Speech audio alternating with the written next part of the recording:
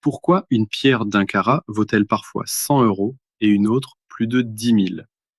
Même poids, apparence proche, tout se joue ailleurs. Un carat mesure le poids, pas la valeur. Un carat équivaut exactement à 0,20 grammes. Pour estimer une gemme, on examine plusieurs critères. D'abord, la couleur. Teinte, saturation, tonalité et répartition. Un saphir bleu intense et lumineux peut valoir bien plus qu'un saphir du même poids, trop sombre ou grisâtre.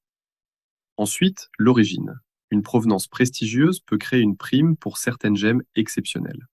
Saphir du Cachemire, rubis de Birmanie ou émeraude de Colombie en sont des exemples. Mais une origine prestigieuse ne suffit pas. La qualité de la pierre reste essentielle. Autre critère majeur, les traitements. Deux saphirs comparables peuvent différer profondément.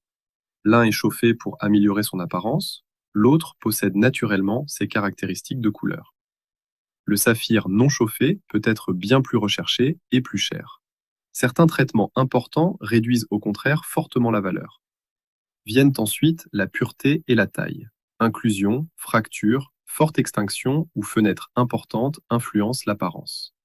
Elles influencent aussi la durabilité et l'éclat. Une taille réussie révèle au maximum la couleur et la beauté. Cinquième élément, la rareté. Quand couleur exceptionnelle, qualité, absence de traitement et provenance recherchée se rencontrent, les prix s'envolent. Enfin, la certification.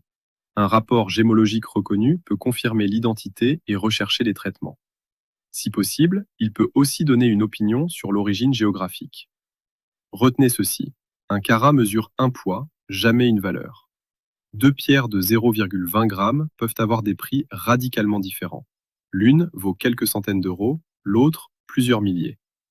Voilà ce qui rend les gemmes fascinantes. Pour mieux les comprendre, abonnez-vous à Gemme Moksha.